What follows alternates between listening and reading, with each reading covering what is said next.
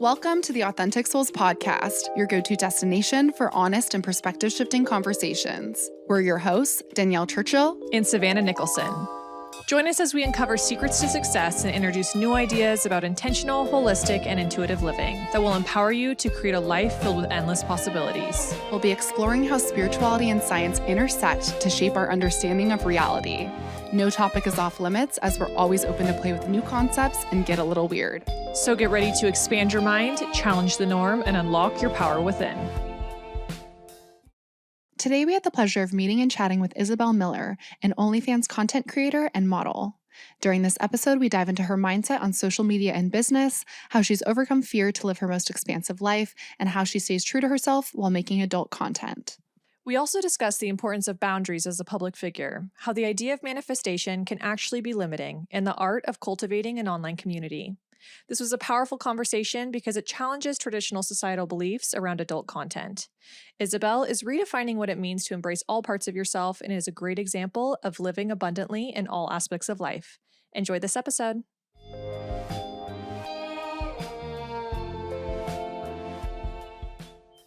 Well, Isabelle, thank you so much for being with us today.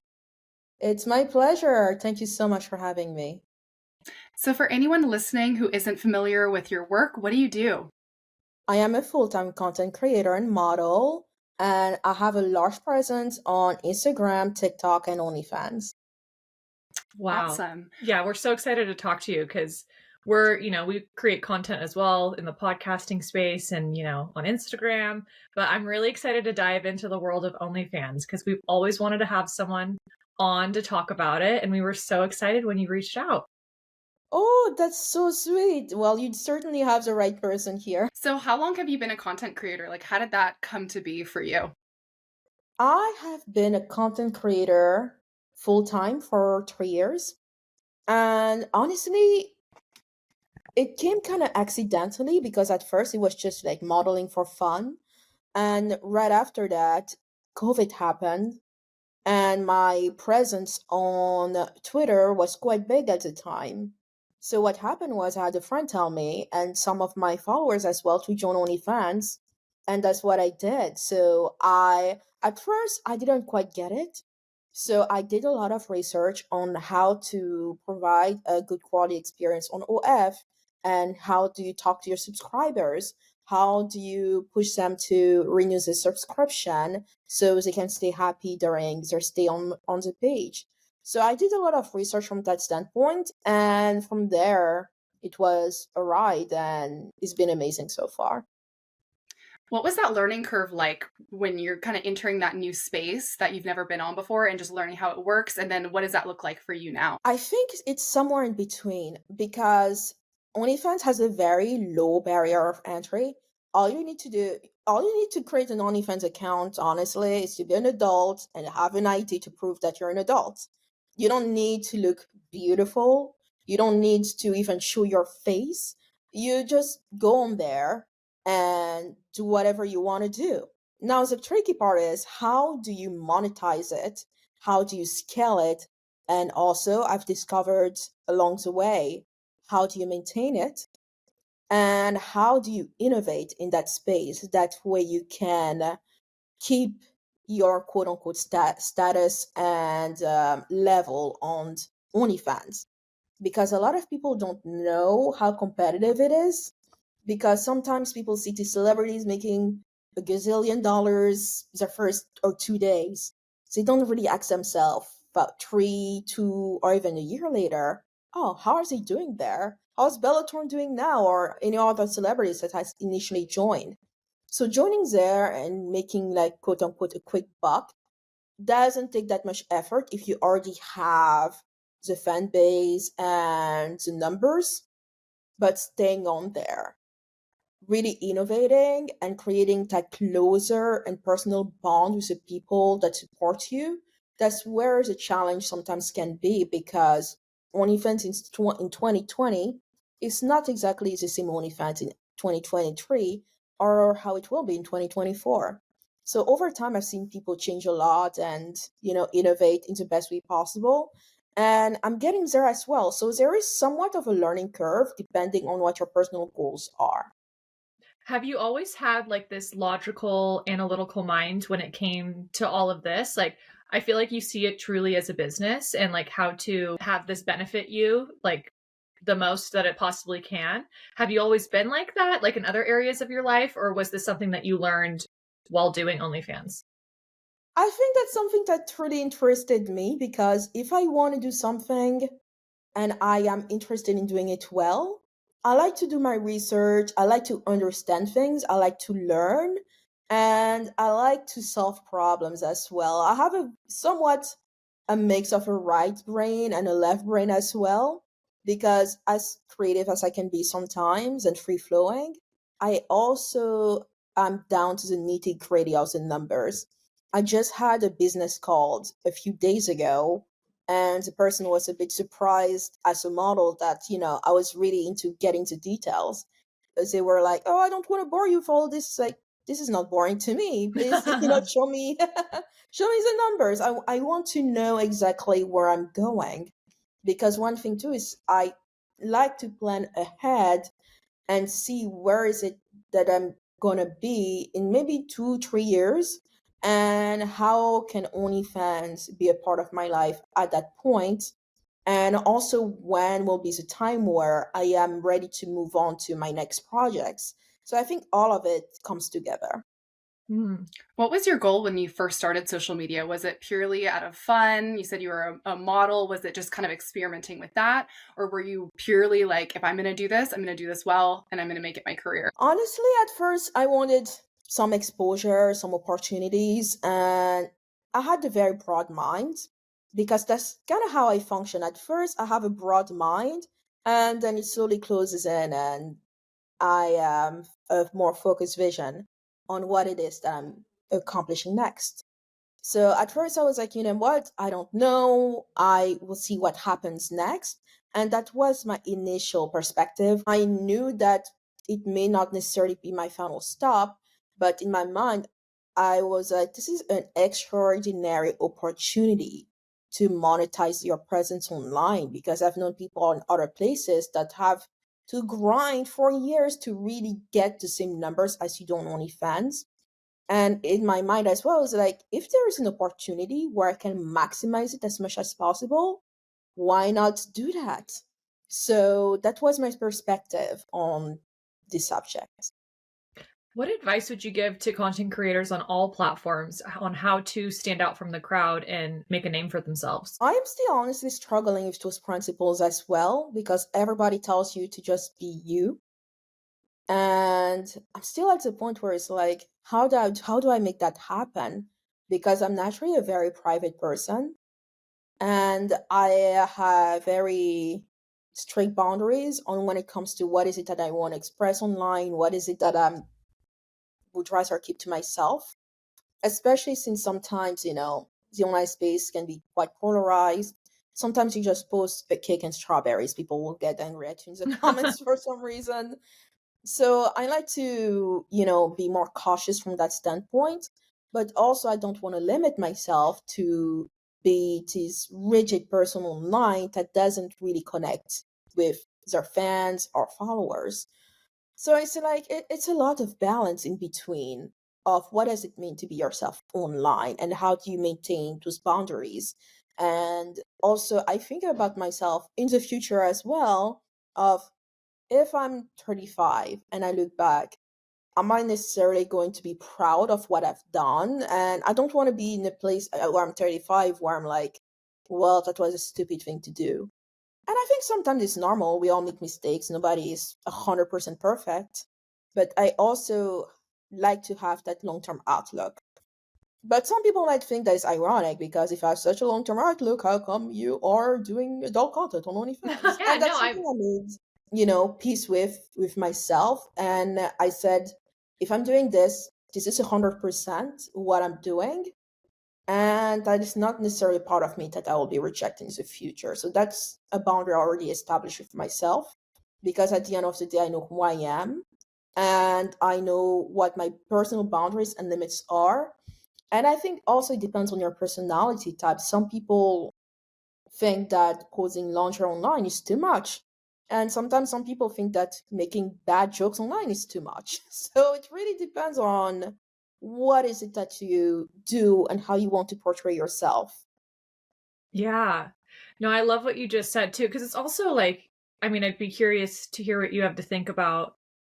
With what you're posting on OnlyFans, you're not just giving that out to the public. Like, there needs to be like a symbiotic relationship with your customer paying for your content rather than just posting on Instagram. But yeah, I feel like we all go through seasons of life. Like, when it comes to social media, it's all so new to all of us. Like, I know Very with myself, I've gone through different seasons of like, oh, I feel like I want to share way more about what's going on in my life. And then sometimes I feel like being more mysterious and like, here's a picture from my vacation, but that's really all you're going to get, you know?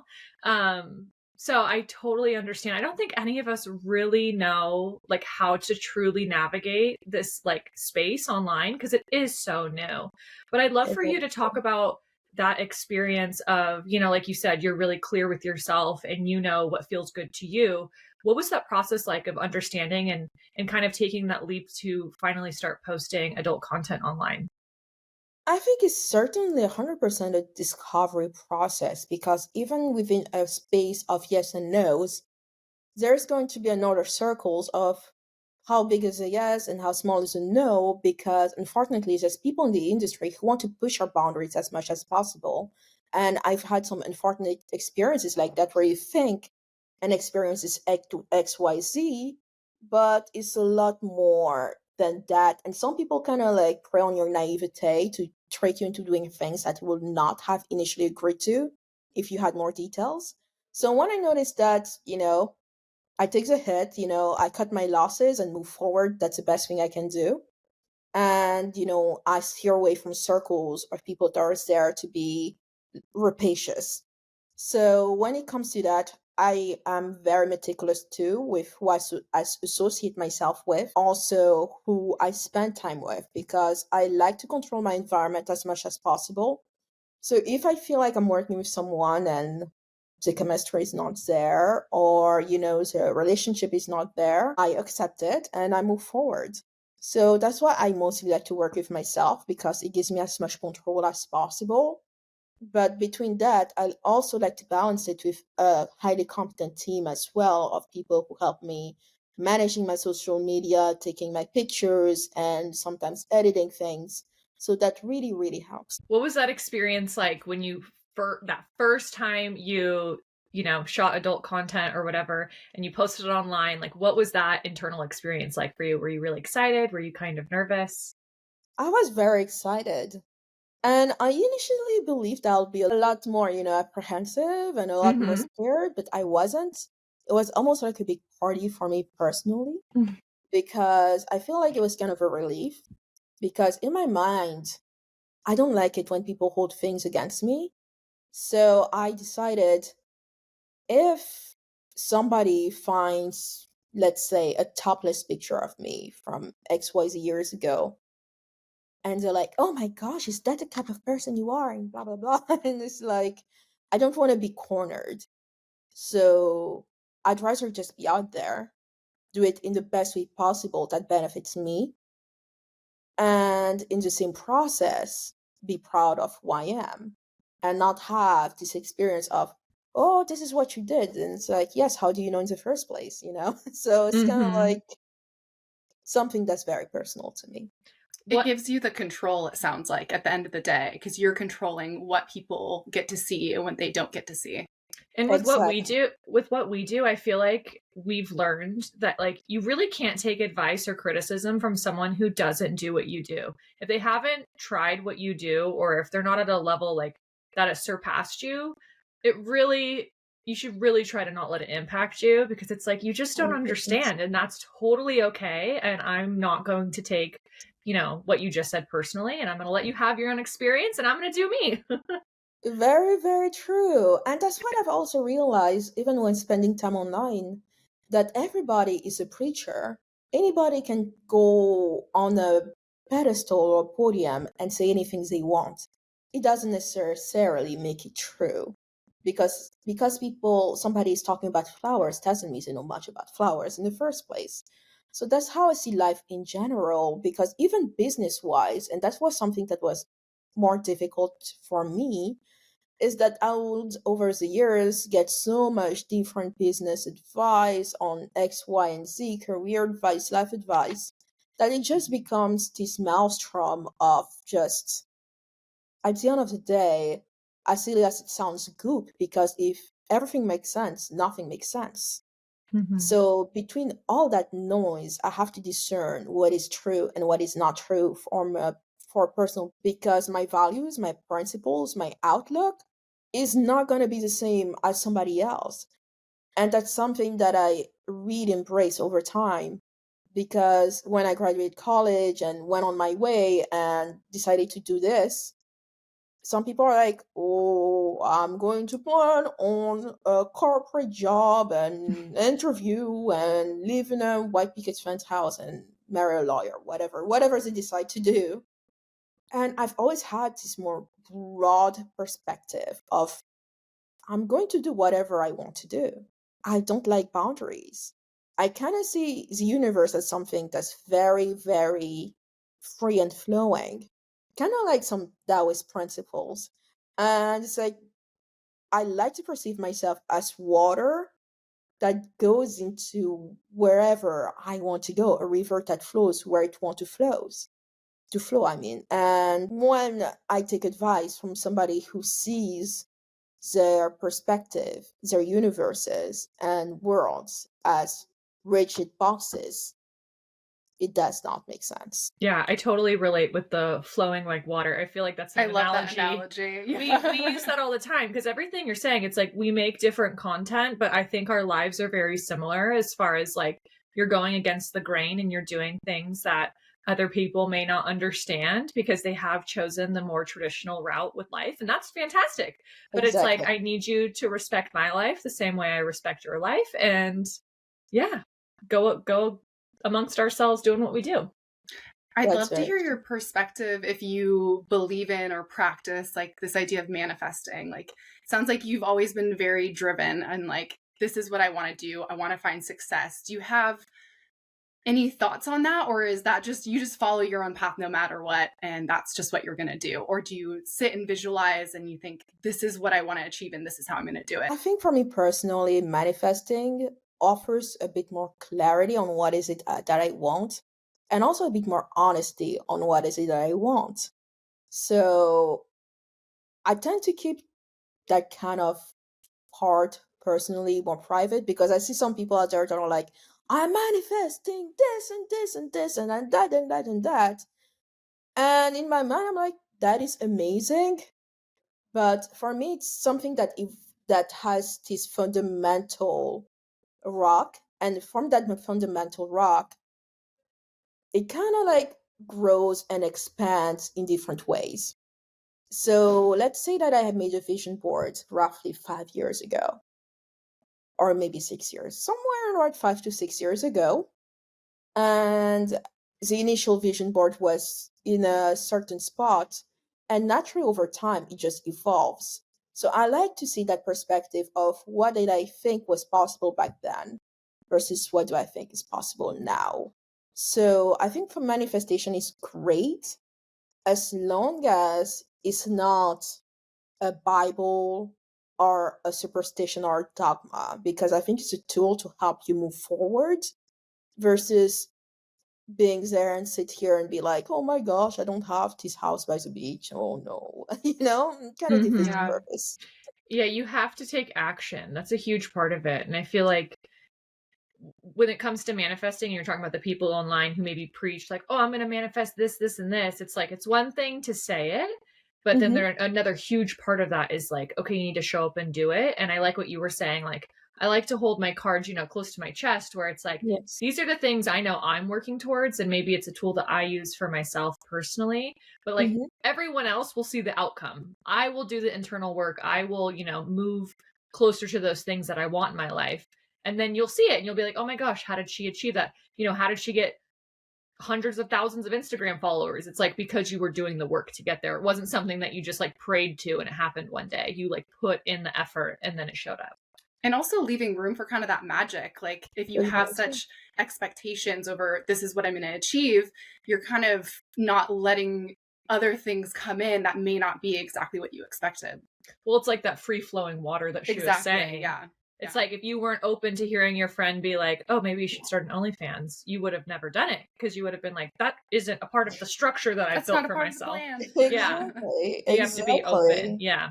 Yeah, and that does resonate somewhat to home because at first I was like, okay, what is my next plan? And I didn't see it emerging, honestly. I had no idea it was going to be just successful. But I take hints. If I see the hint, I jump in the pond, you know? So that, like she said, it's like let the magic happen. Because like I've discovered, action is not necessarily everything. I think the big differentiator is faith into yourself and faith into the outcome you believe in. Because if you say that you're manifesting this, but you don't have that fundamental sense of faith, and you're still fearing, oh no, maybe this is going to happen, maybe this is not going to happen. Because I think, naturally speaking, if you have a sense of faith that you want a home by the beach and that's something that you naturally believe in, you're going to naturally do what it takes to get there. Mm-hmm. Even if it's not in the traditional action way, maybe you might not decide to become an investment banker for it, it might just move differently.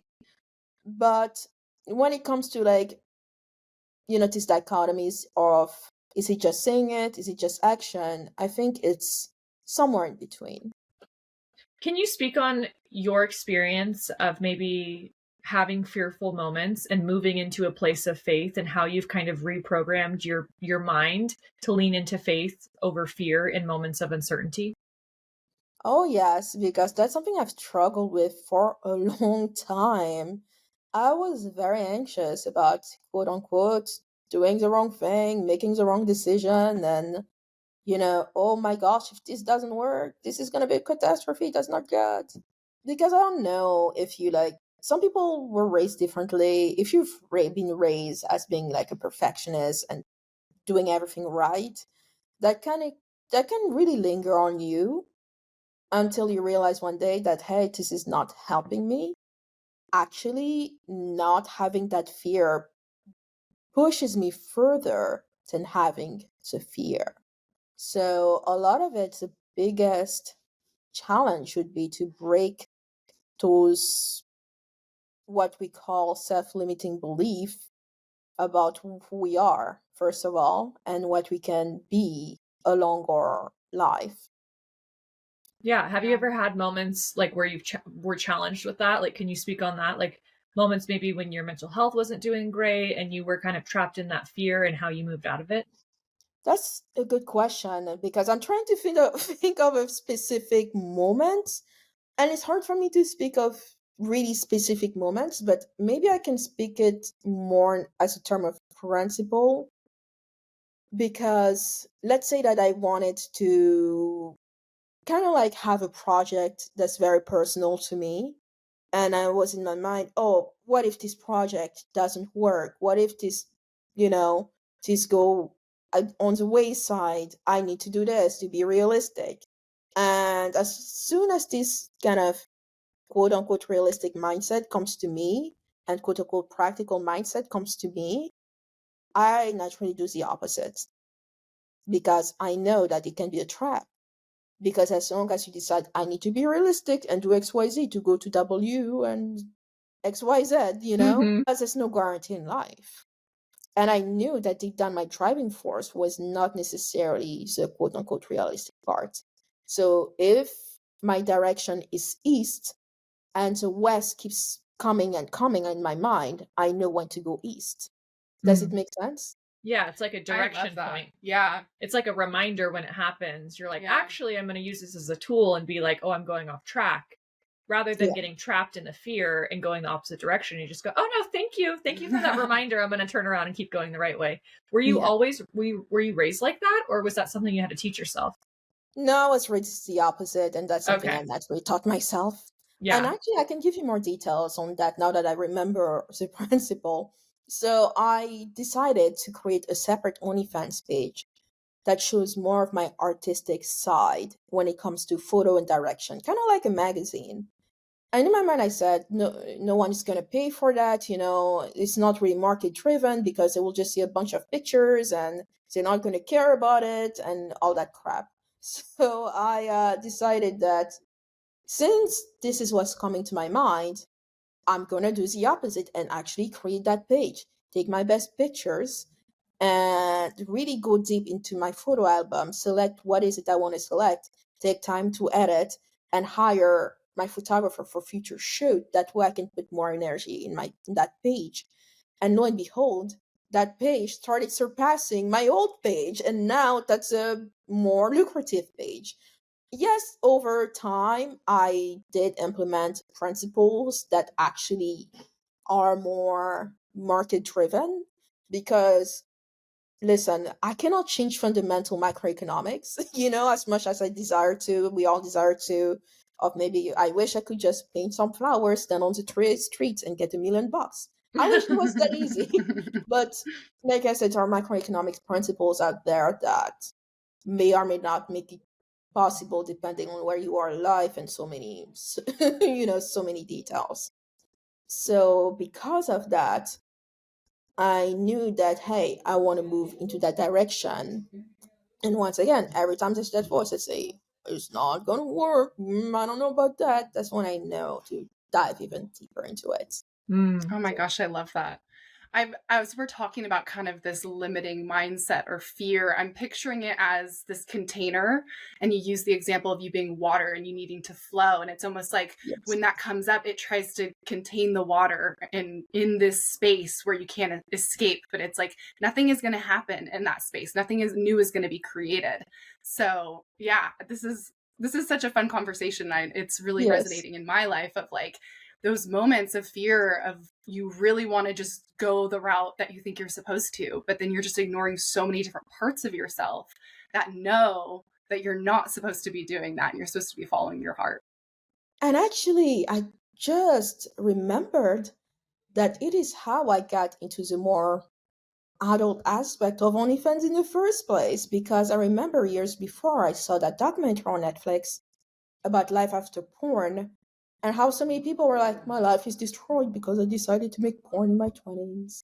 Oh no, porn is so horrible. And I saw it, I'm like, oh no, I don't want to be like these people. I don't want my life to be destroyed. I don't want to go to McDonald's and have some guy be like, oh, hey girl, I saw you, And you know what? Now that I think about it, that was an extremely difficult belief to overcome because most people don't even, they go nowhere near that area. And I decided that I'm just gonna jump. And that felt like such a relief. And because I did that, I'm living a completely different life than I used to. And honestly, when we go back and we see the big picture of really confronting your fears, the rewards can be tenfold. Mm. And I can just feel from your energy, like the amount of authenticity and the amount of freedom that you just like get to express because it's like, so many of us who I'm sure you get so much judgment from other people who are like, oh, I would never do that. And you're like, okay, Um, cool. Honestly, I just never pay attention to them. Yeah.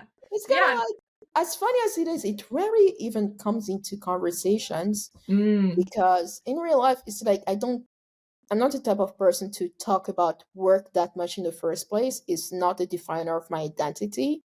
So that's not something I dwell upon. Even in dating, it was never like the primary, oh my gosh, you know, thing to discuss.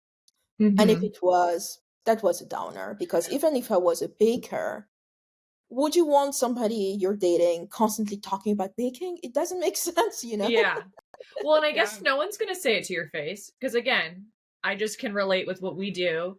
Yes, Like, no exactly. one's going to say it to your face, but Yeah. you just know, and that's totally fine. People can have their opinions on whatever, but like I was saying, it's like unless you do it yourself, it really isn't going to penetrate me or like have any effect on me.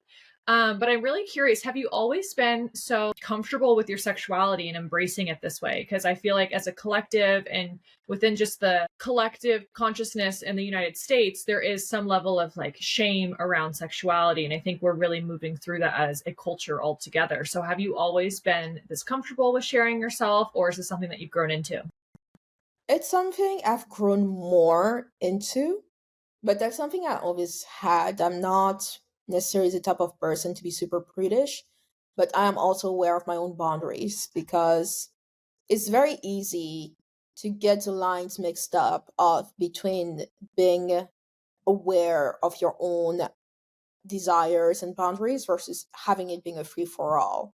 And I think a lot of times when people talk about positivity, especially when it comes to women and their own particular desires, it's easy for people to think that it's a free for all and that they don't really have a say in that conversation.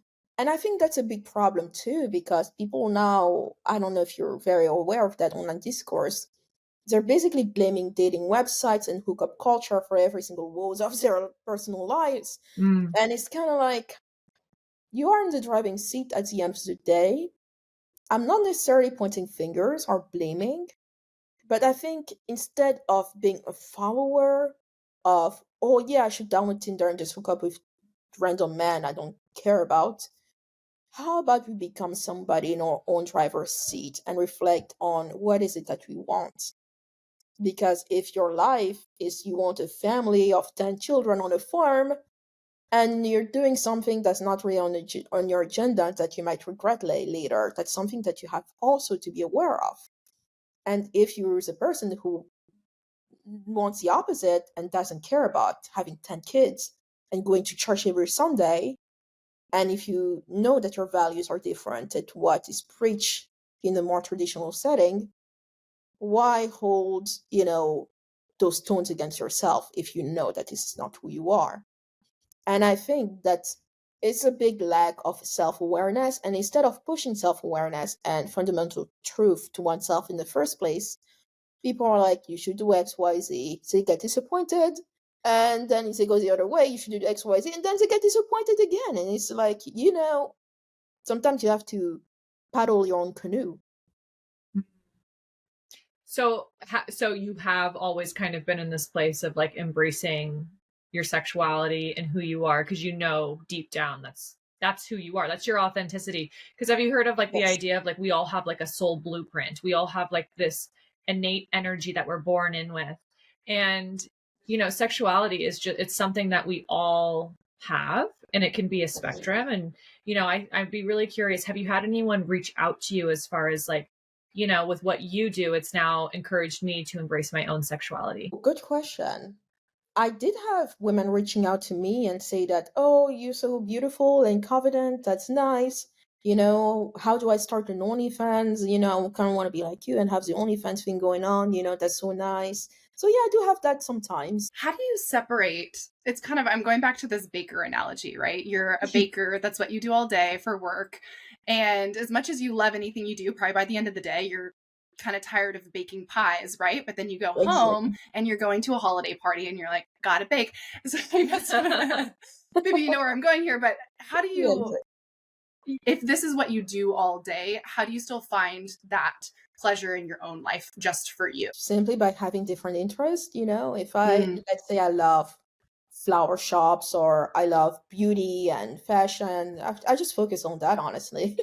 yeah. Mm-hmm. I Yeah. like having hot chocolate by the bonfire. Then I put the phone aside, call it a Yeah. day, and just have chocolate by the phone bonfire. Like I said, I've learned over time to not let this become my identity and still stay true to myself.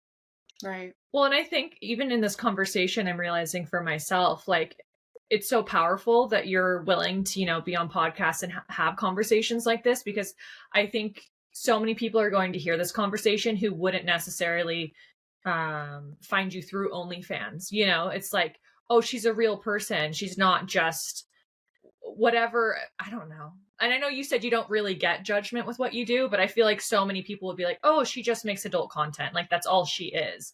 But I think Oh, of through having course. conversations like this, it's like it'll allow people to have these judgments fall away and be like, oh, they're people and like it's a job and she loves what she does, just like anyone else who loves what they do. And she has other interests. So I'd be curious, what else are you interested in that you love to do with your time? Honestly, anything creative, honestly. I love going to live shows, operas. I love dining at really cool restaurants. I also love traveling. I love fashion in general, museums. So anything creative that gets me going. I used to have a phase where I'll play tennis and golf now, and that kind of slowed down a bit. I don't have that much of an athletic streak, but I do like playing games in general. So even if I have time and I have some games to play online, I'll just do that. Amazing. I know you kind of said you like to keep your cards, close to your chest. So feel free to, not go into detail. But when you're looking towards the future and you're looking at all the things you want to do and accomplish, do you have any goals that you want to do in the upcoming years? That's such a great question because honestly, those goals just shift so much. Just like maybe a few months ago, I decided I'm gonna create a jewelry line. That was gonna be a great idea. I know this designer, and she makes all these amazing pieces. I'm like, that would be such a cool thing to do. And then I remember I barely wear any jewelry, and is that really a profession that I would even do? Because that's one thing to like admire jewelry and be the jewelry person who like wears it all the time. I think a great example would be I don't know if you're familiar with what's her name again? Not Amanda Paris, but something Paris. Victoria Paris? Victoria Paris, yes, I Yeah. almost called her Amanda. Yeah, she's an amazing vlogger, an amazing creator. I love how like she really describes her experiences and she loves jewelry. Everything she has is like all covered in jewelry and she has her own jewelry line. So when I think it's like, oh, for her, 100% makes sense. But for me, there's not that natural impetus to be like, yes, yes, yes, I'm gonna do jewelry. But I never say never, but that's not necessarily a goal that I'm forcing upon myself. Well, and I feel like too, going back to the water analogy, so often I can have a goal, but like you said, it's when you start to flow with the rhythm of life that just like presents itself to you, so often it's really hard to plan for the future. And people will be like, "What's your 5-year plan?" And it's like, I don't need I all I know is what's happening like the next 3 months and then I have no idea what my life is. And not in like a disorganized way. It's like I Hmm. still have a job, I still like love my life and everything looks really great, but it's like once you kind of let go of the reins of life and you say, okay, I'm not in full control. I'm going to show up and do what feels good when something presents itself to me. That's fantastic. But I love the saying, when you make a plan, God laughs because it's like, it may not happen the way you think it's going to happen. And as long as you're open to it shifting and changing, I think you're going to Exactly. be like much better off because you're going to be able to shift a lot quicker. It's like, oh, I had an idea that I want to make jewelry, but then I also am okay with like letting it go once I realize like maybe I just really admire, the jewelry, but Yes. maybe that's not the profession for me. I'll let Victoria Paris make the jewelry. Exactly. And I think, personally speaking, it's so much more powerful for me to have 20-year plans, 25-year plans, if I'm still alive, 50-year plans, and then, having 5-year plans. Because 5-year plans for me personally, I find it boring. It's like, Mm. why would I want to control the outcome of what comes in 5 years when in 5 years I can have so much greater outcomes than if I think at least for 10 or 20 or 30 years ahead. So I think sometimes, I don't know who said it, it might have been Bill Gates or somebody else, but somebody said that we underestimate what we can do in 10 years and overestimate what we can do in 2 years. Mm, So it's that so really true. resonates with me, especially when I was younger, like 21 or 22. You think that life stops at 21 or 22. I'm like, oh man, I don't have this. Oh man, I don't have that. And it's like, would you really want that at that age? And it's like, there's so much more to learn in life than really putting yourself into, like I said, the box. Yeah, you're really good at not limiting yourself. And I think even 100. unconsciously, we have these tendencies to limit ourselves. I don't know why. It's like to set ourselves up so we don't get disappointed, I think. But I Or love that. the pressure. Yeah. Yeah. I love that you just keep things open, and it's inspiring Yeah, for sure. that's very true. And the funny thing too is that sometimes I do get very disappointed. I'm like, what? I didn't get this. What's going on? What am I doing wrong? And it's kind of like it's gonna come and go. Sometimes I have these bouts of, disappointment and frustration, but I know I still have the big picture in mind. Mm-hmm. Well, and when you're a big picture person, I feel like we relate so much to this entire conversation and your experience. Because it's like when you're a big picture person, you know where you want to go. You know how, like, it's like you said, it's maybe going to take 20, 30 years. And I'm totally okay with that because I have such big dreams and desires. And like, I want to make such a big impact on the world. That, like you said, the 2-year plan, the 5-year plan really doesn't matter because so much is going to happen that's going to reconfigure to help me get to that place. It's like you're walking up like a flight of stairs, and it's like I'm not going to get there in 2 steps. You know what I mean? Like it's going to be a Exactly. whole journey of getting there. So Exactly. again, it kind of goes back to like what you were saying, like reprogramming being in a place of fear to being in a place of like faith. And it's also like reprogramming like the 2 to 5 year plan is kind of boring. Like let yourself dream. Like what would it be like if So you let true. yourself dream for like the 20 to 30 year plan? What would your life look like if you let yourself think like what is the best case scenario for myself? Exactly. And oh, was that a question? Well, I mean, I said it and I Kind was of a like, statement, it was but kind of a statement, but if you have any also, thoughts to add. yeah, also if you want to share, let us know. Oh, yeah. I think that's a wonderful statement to really open yourself to more possibilities in life. Because sometimes we have tragedies that we cannot control whatsoever. A big example, for example, was a pandemic. Let's say that your 5-year plans was to open a restaurant in 2020. And guess what? Maybe for it could happen. Some people did that. But for others, that was a lot more challenging. And I think when you have this super narrow, perspective, it can create more pain than it really needs to. Hmm. So when it comes to like the future and how I perceive myself there, fundamentally, I want to become a even happier and wiser and abundant person. So that's very, very important to me. And I know deep down that that will be the case. So I do avoid the dramas and frustrations surrounding, the little details, at least to the best of my possibilities right now. And just let the water flow. Yeah, and that's the beautiful thing too, because it's every conversation we have, I just realize how holistic life is and interconnected, and like your mindset really is so connected to your reality and what you end up living in your life. And A what you just said 100%. is like, I know it's going to happen. And what Hmm. that is your true like unwavering faith that it's going to happen. Like you don't even let the fear enter your energetic field anymore. You're like, no, like I know. Like and so you have such like a calm nervous system and a calm energy to you that I think honestly like makes you even more magnetic for those things that you are calling in. Yes, thankfully. So going back to OnlyFans, I'm super Yes. curious. Could you tell us some of the things that you absolutely love about OnlyFans and some of the things that maybe you're not so keen on or more negative things about OnlyFans? I think my favorite thing about OnlyFans is just how flexible it is. It's kind of like, wait, what? This is happening? This is real?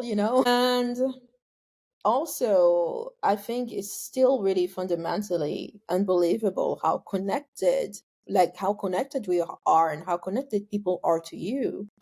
Because it's still hard for me to believe nowadays that there's people that are just there for you every single month, who are there to talk to you, who care about you, who really, invest themselves in you. And I think that's a very, very beautiful thing that I appreciate a lot. And besides that, when we move into the less fantastic parts of OnlyFans, it's just how things change so fast about how you have, certain ways to operate. And next month, next year, the following year, the market changes so drastically. and you try to find yourself in that market and realize that, oh, do I have to change along with that? Do I really need to do that? Do I really need to push myself in that way? And it's like really understanding, how do I want to appear? What are my boundaries in this case? Because I signed up for something, but I didn't sign up exactly for this. Hmm. So it's a lot of balance to do. Sounds like you're just constantly checking in with yourself. It's like, all right, how do I feel about this? How do I feel about this? And kind of, I love that it sounds like you stay really true to what you believe in your values and, what you are willing to do. So that's really awesome. Do you have any advice for anyone working in social media that wants to build and not only build a community, but continue to have a community that lasts a long time? Because as you mentioned, it's easy to, well, it's not easy, but anyone can build a big audience, but then it's like, what's the longevity of that? That's very true. And I think consistency and belief is very important, because I think it's so easy to just want to throw the towel. I feel like every single content creator out there, for the most part at least, was thinking at some point or another to just throw away the towel. And so, like, some days are like, why do I even bother with this? Oh my gosh, I'm gonna post this and get a pitiful amount of views or a pitiful amount of likes and etc. or engagement. And then I remember, if there's only one person liking my thing that's real and not some weird robot, even if it's a bot, at least a bot found you, Even if it's a bot, it's okay. a bot found you. It's not a desert.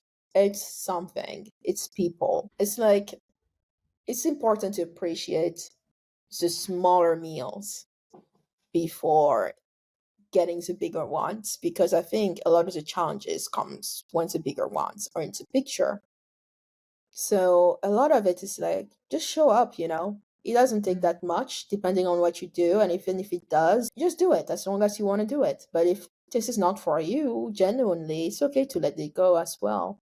So I think overall, besides, the really cheesy, just being yourself, and even being yourself has so many different facets. It's like understanding too, how do I be myself in this capacity? Because one big example too is like, I know I'm running on a little bit, but it's like, it's all gonna connect.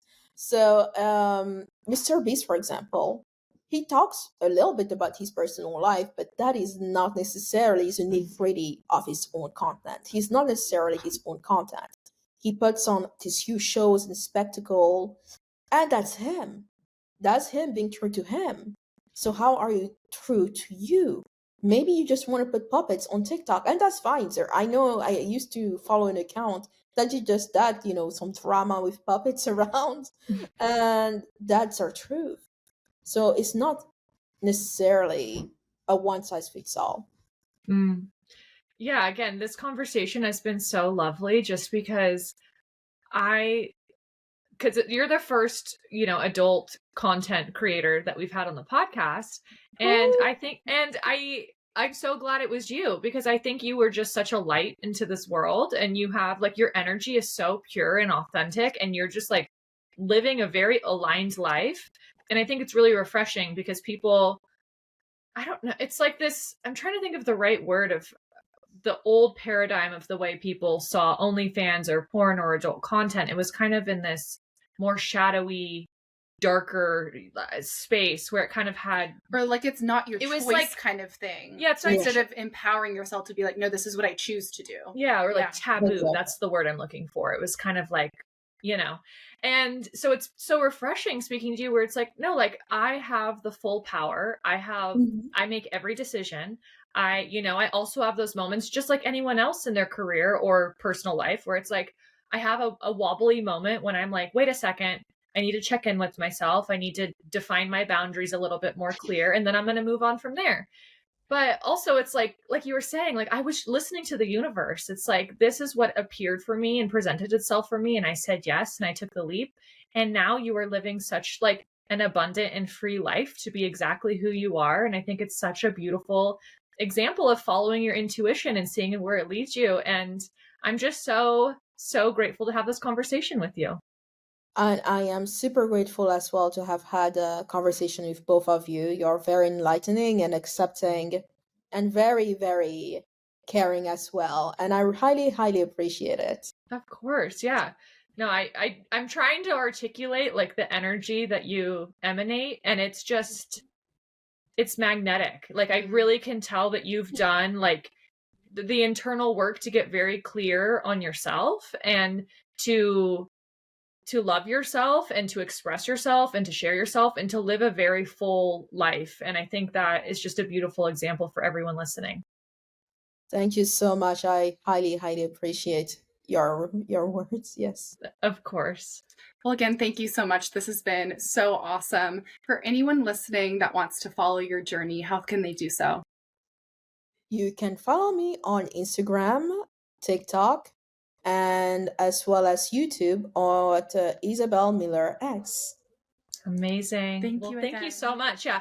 Again, I'm like, you're like rewriting an older narrative. You know Yeah. what I mean? Like, yeah, I feel like you're at the forefront of, you know, a group of women and men, but I feel like right now it's so empowering for women to take the control and to take control of their sexuality and the way people see themselves, and to peel away the taboo like energy around it, and to be like, this is a part of being human. And I don't know why me showing up in a way that feels really authentic to me in this way is any different than someone else showing up in the way that feels authentic to them in another way. So again, such a beautiful conversation. Thank you so much for being here. And yeah, it was so nice to meet you. Yeah, such an honor to share your story.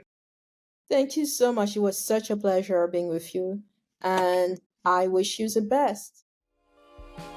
Thank you for listening to this week's episode. Talk to you next time.